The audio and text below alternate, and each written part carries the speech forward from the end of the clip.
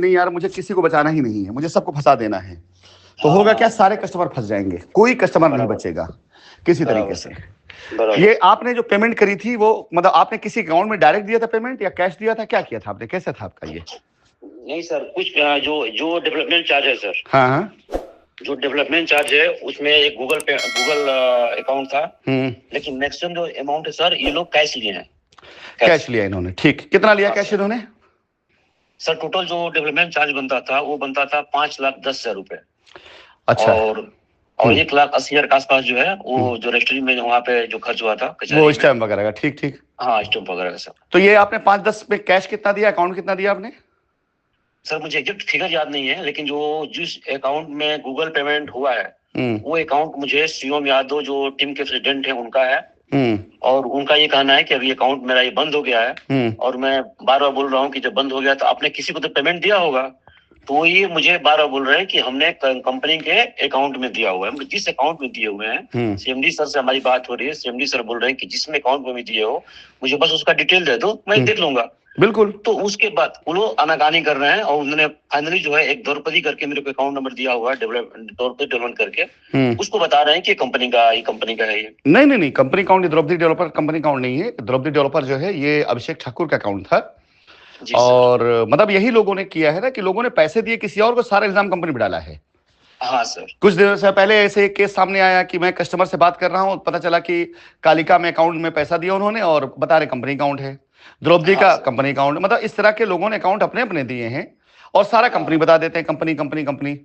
तो फिलहाल ये अकाउंट कंपनी का बिल्कुल नहीं है, और आपने अगर ये पैसा उनको दिया हुआ तो देखो, पहले तो हम ये बता देते हैं, 2-4 बातें ध्यान समझ लीजिए आप।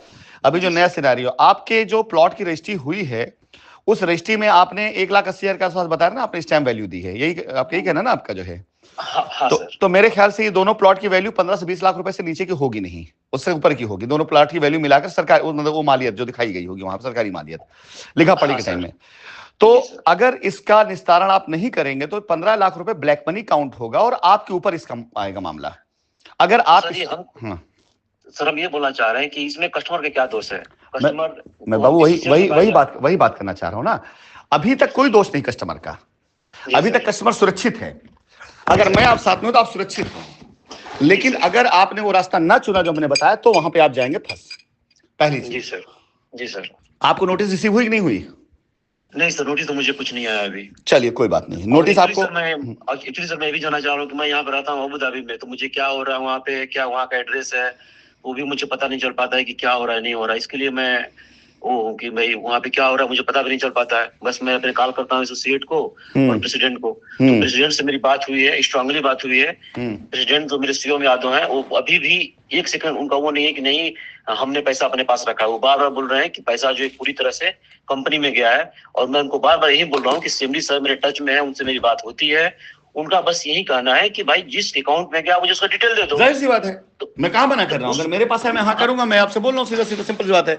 अगर आपने पैसा हमें दिया है तो हमें बता दीजिए कहां दिया, हम देख लेते हैं, खाली जबान थोड़ी होता है। बिल्कुल सर। तो उसके बाद से वो लोग जब उस समय बात हो रही थी तो आजकल कर रहे थे, अभी 1 से 1.5 महीना हो गया टाइम, उसके बाद से बिल्कुल वो साइलेंट मोड में है। तो फाइनली वही है, वो लोग बस वो मतलब बात को टाल रहे हैं, उनको लगता है कुछ होने वाला है नहीं, ऐसी करके बस हो जाओ। और फिर मेरा नंबर सारे ब्लॉक है, मेरी बात भी नहीं हो पाती है, ये सब है सर। रजिस्ट्री आपके नाम पे है, परिवार किसी के नाम पर है? नहीं सर, रजिस्ट्री तो मेरे उसमें सर कोविड उसमें सर जिसमें रजिस्ट्री हुई थी तो कोविड चल रहा था, तो हम लोग यहाँ जा नहीं पा रहे थे, तो मेरे फादर इन लॉ के नाम से हुई थी। और बाद में सर जो एक बनता है ना ये जो ट्रांसफर होता है, जो प्रॉपर्टी ट्रांसफर होती है, हाँ पावर, तो वो प्रॉपर्टी ट्रांसफर होकर के जो मेरे वाइफ के नाम से मतलब वो हुई है सर। मतलब पहले रजिस्ट्री आपने करी फादर इन लॉ के नाम पर, अब करा ली वाइफ के नाम पर?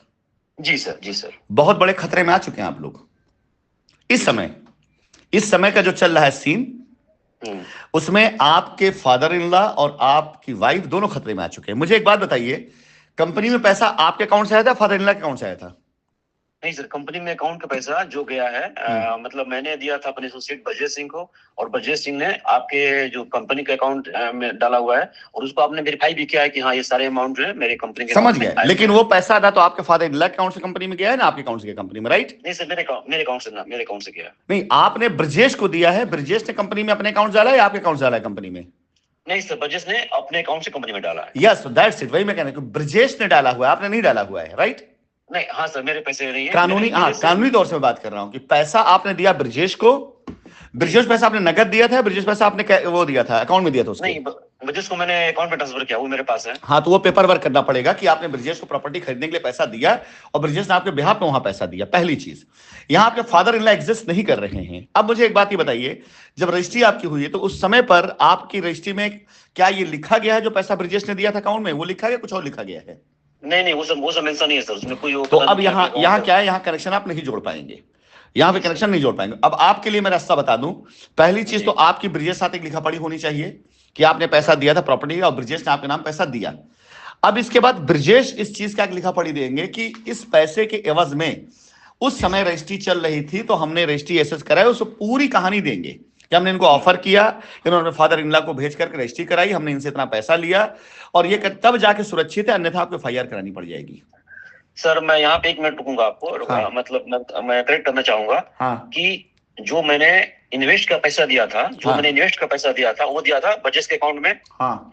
और जो रजिस्ट्री का पैसा, जो ये 5 लाख 10 लाख रुपया ये डेवलपमेंट चार्ज और ये जो स्टैम्पोग्राफी है, वो मैं समझ गया। आपने जो पैसा दिया है, जो पैसा आपने कंपनी में प्रॉपर्टी के लिए दिया था, वो मैं समझ गया कि आपने पहले पैसा दिया ब्रजेश के अकाउंट में, ब्रजेश से कंपनी के अंदर जमा कर दिया उन्होंने, उसकी आपको रसीद मिली, जो रसीद मैं वेरीफाई कर चुका, वहां प्रॉब्लम नहीं मेरे लिए।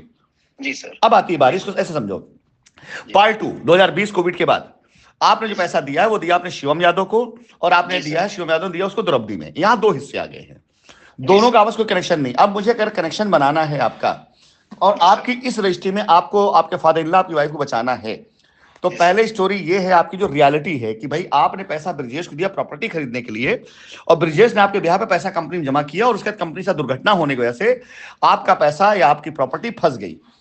2020 में आपको ब्रजेश और शिवम यादव ने अपनी तरफ से ऑफर दिया कि आपके द्वारा निवेश किए गए पैसे के बदले में आपको प्रॉपर्टी लिखवा सकते हैं, लेकिन इसके एवज में आपको इतना पैसा और देना पड़ेगा क्योंकि आपका पैसा पहले से इन्वेस्ट था और अपने पैसे की रिकवरी के लिए आपने इसको उचित समझा और आपने अपने फादर इन लॉ के नाम पर प्रॉपर्टी लिखवाने की फैसला किया क्योंकि आप मौजूद नहीं थे और आपकी वाइफ जा नहीं सकती थी। तो ये एप्लीकेशन लिखा करके मैं आपको सुरक्षित करा सकता हूं अगर सारा सिंक, सारा कनेक्शन ठीक बैठ रहा है और बीच में पैसे कहीं कोई हेरफेर नहीं हुआ है। और पैसे का हेरफेर नहीं हुआ है तो आपको सीधा सीधा एक ब्रजेश के ऊपर एक डालना पड़ेगा केस और शिवम पर डालना पड़ेगा केस, ये लिख करके कि आप बाहर जॉब करते हैं, आप एक एनआरआई हैं, आप प्रवासी भारतीय हैं और यहाँ रहते हुए आपने अपने परिवार के लिए प्रॉपर्टी खरीदना चाहा और इन्होंने पैसा लेकर आप साथ इस तरह चीजें पूरी बता दूंगा स्टोरी। तय आपको करना है कि आप किस रास्ते पे जाना चाहते हैं, लेकिन पहले आप उन लोगों से बात करिए, ब्रजेश और शिवम से बात करिए वो क्या चाहते हैं, क्योंकि अब इस मामले में बच ना पाएगा कोई भी व्यक्ति। नहीं सुनिए सर, अभी मेरा स्टैंड क्लियर है, मैं लोगों से बहुत रिक्वेस्ट कर चुका हूँ, ठीक है। ब्रजेश सिंह का ये कहना है जो एसोसिएट है कि भाई मैं आपके साथ हूँ, आप जैसे बोलिए, अगर कुछ मैं आपके साथ हूँ, ब्रजेश सिंह कहना है। शिवम यादव का जो रिप्लाई है वो जस्ट एक प्रोफेशनल उनका रिप्लाई हो गया है, पहले ऐसे वो नहीं थे, अभी वो फोन भी मेरा नंबर ब्लॉक कर चुके हैं, ये सब कर चुके हैं। उनका जो रिप्लाई है उस तरह का नहीं है कि नहीं मैं इसके पीछे लगा हूँ, वो बस क्या टालते हैं लोग। आज बात हो रही है, आज बोलूंगा मैं, हाँ कल देता हूँ, कल फोन करूंगा, ये हो गया, परसों फोन करूंगा, फिर मेरा फोन नंबर, मेरे से डायरेक्ट बात हो नहीं पाती है। तो अभी फाइनल मोड में मुझे आना है सर, क्योंकि मैं यहाँ पे जॉब करता हूँ और मैं सब चीज फॉलो कर नहीं पाता हूँ, मेरे पास टाइम भी नहीं होता है। तो अभी कंपनी के साइड में मैं कंपनी के साथ हूँ। अभी देखिए सर, मैं एक बात मैं बोलना चाहूंगा, हमने पैसा इन्वेस्ट किया, कर दिया, इसके बाद जो एक्शन हुए हैं उसके, अभी मैं तो कंपनी से मेरी किससे बात होती नहीं थी, मेरी बात होती थी एसोसिएट से और प्रेसिडेंट से। उन लोगों ने जो बताया वो उसे मैं करता गया। जो पैसा बोले डेवलपमेंट चार्ज लगेगा, 5,10,000 रुपया डेवलपमेंट चार्ज में दिया हूँ, 1,80,000 रुपया वो दिया हूँ। और वो सब जब उनको दिया हूँ सर, मेरे पास चैट अवेलेबल है, मेरा बार बार यही क्वेश्चन था कि शिवम यादव ऐसा ना हो कि 30 लाख या 35 लाख के बचाने के चक्कर में 10 लाख रुपया अभी मेरा फालतू चला जाए, ऐसा ना हो कि रजिस्ट्री फर्जी हो जाए, ऐसा ना हो कि रजिस्ट्री फर्जी हो रही हो। उन्होंने उसने बोला नहीं मेरी गारंटी है, रजिस्ट्री कहीं फर्जी नहीं है, मैं आपको 1 महीने के बाद जो है इसका वो करा दूंगा, क्या बोलते हो जो दाखिल खारिज बोलते हैं, ये सब हो जाएगा, कोई मैटर नहीं है, कोई इसमें मैटर नहीं। मैं ठीक है, ऐसा है तो ठीक है। ये सब चैट मेरे पास अवेलेबल है शिवम यादव के साथ। उसके बाद मैंने ये रजिस्ट्री हुई है और कोविड टाइम की वजह से फादर में जा नहीं पाए, तो सॉरी हम यहाँ से जा नहीं पाए, तो उनके नाम से करा दिया गया। और बाद में सर जो है मेरे तहसील, जो मेरी प्रॉपर तहसील इधर पड़ती है, रसड़ा पड़ती है, वहां से जो एक क्या बोलते हैं प्रॉपर्टी, नहीं जो प्रॉपर्टी ट्रांसफर को बोलते हैं वो तहसील, हाँ तहसील से, मतलब जो होता है ना कि मतलब मैं मरने के बाद इनके नाम से ऐसा हो विरासत हाँ, वो फादर इन लॉ जो है पावर ऑफ मेरे अटर्नी, वाइफ के हाँ। नाम से वो करके गए हैं सर। फादर इन लॉ मतलब एक्सपायर हो गए सर। अच्छा, मतलब उन्होंने विरासत करी है आपकी पत्नी के नाम पर, ये कहना चाह रहे हाँ हैं? सर, उन्होंने विरासत हाँ, किया तो है सर चलिए, सर। हाँ, तब कोई दिक्कत की बात नहीं, विरासत की तो कोई दिक्कत बात नहीं, लेकिन हाँ, ये प्रॉपर्टी आपको ना मिल पाएगी। हाँ, तो तो वो प्रॉपर्टी तो चीज निरस्त हो जाएगी, समझ गया, समझ गया, हाँ, समझ गया। हाँ, वो चीज है सर। हाँ, अगर उन्होंने विरासत तो करी है तो विरासत की कोई दिक्कत नहीं, तब तो प्रॉब्लम, तब पत्नी आपकी सुरक्षित है उसमें। हाँ सर, विरासत किया उन्होंने वाइफ के नाम से। हाँ, तो तो सर अभी आपको हाँ जो सर। रास्ता मैं बता देता हूँ ताकि वार्तालाप बहुत लंबा ना हो जाए। जी सर। आप इमीडिएट जो है, पहले तो ये पेपर की तैयारी, आप अपने जो ब्रजेश हैं उनको सूचना दे दीजिए कि भाई साहब जो ट्रांजेक्शन आपने कंपनी में दिया था वो ट्रांजेक्शन आप हमें दे दिए और अपना टेंशन आप निकाल लीजिए।